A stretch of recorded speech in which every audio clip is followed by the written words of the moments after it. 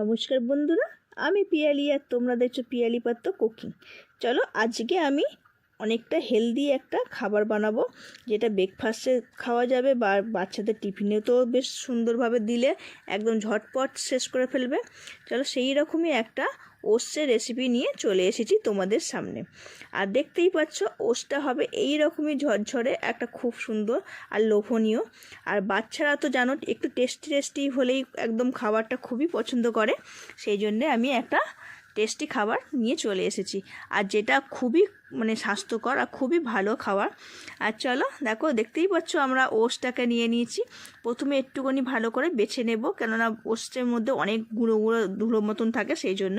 আর দেখো সবজি নিয়েছি এখানে পেঁয়াজ, শীতের সমস্ত সবজি, পেঁয়াজ, ফুলকপি, বিনস, আলু, টমেটো, কাঁচা লঙ্কা, আর এদিকে মটরশুঁটি, সব কিছু আমরা সবজি নিয়ে নিয়েছি। আর সব কিছুই হচ্ছে শীতের সবজি, আর এইগুলো সবসময়ই পাওয়া যায়। সেই জন্য আমি, আর যেহেতু একটু হেলদিভাবে করছি আর খেলে খুবই স্বাস্থ্যকর, সেই জন্য আমি এইভাবে বানাচ্ছি।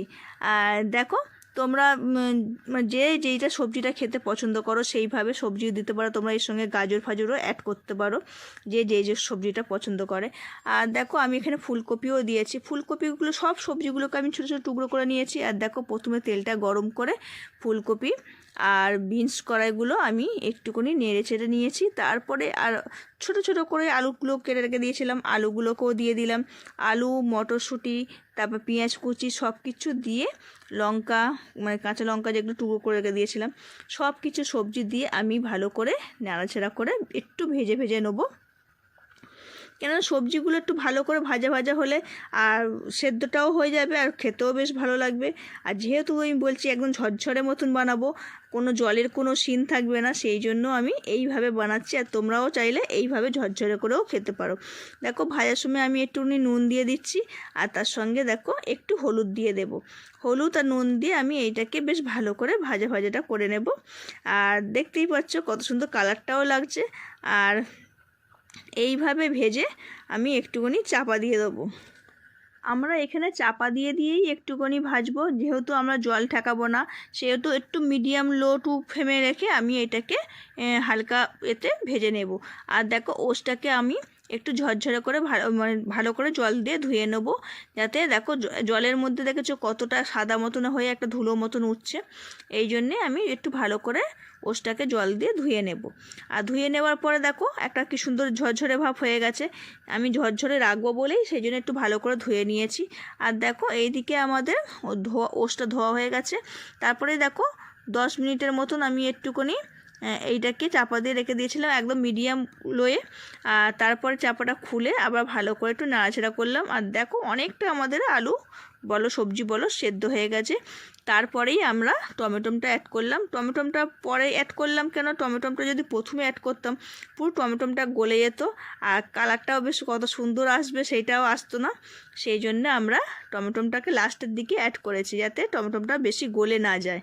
সেই কারণেই আমরা টমেটোটা লাস্টের দিকে অ্যাড করেছি, কিন্তু টমেটোটা নরমও হয়ে যাবে আর খেতেও ভালো লাগবে। আর দেখো এইটাকে আরও সুন্দর টেস্টি বানানোর জন্য আমি একটুখানি ভিনিগার দিলাম, একটুখানি গোলাপ জল দিলাম যাতে সুন্দর গন্ধটা আসে, আর একটুখানি সয়া সস দিলাম। সব কিছু মিশিয়ে আমি একটুখানি ভালো করে ওর সঙ্গে মিশিয়ে নেব। আর দেখো তারপরেই আমরা ওটসটাকে যেটা ধুয়ে রেখে দিয়েছিলাম 5 মিনিটের মতন আমরা ধুয়ে ঝরঝরে করে রেখে দিয়েছিলাম, সেইটাকে আমরা দিয়ে দিলাম যাতে ঝরঝরে ভাবটা হয়। আর খুব সহজে চটপট এই রান্নাটা হয়ে যায়, আর খুবই হেলদি করে একটু খাবার।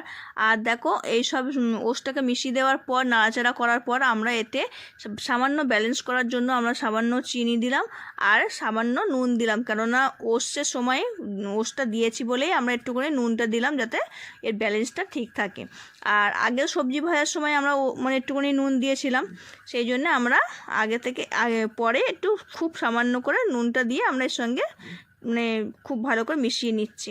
দেখো আমাদের ঝটপট রান্নাটা হয়ে যাবে আর কোনো ঝামেলা ছাড়াই, আর খুব সুন্দর একটা হেলদি ফুড যেটা খেতে সবাই ভালোবাসবে।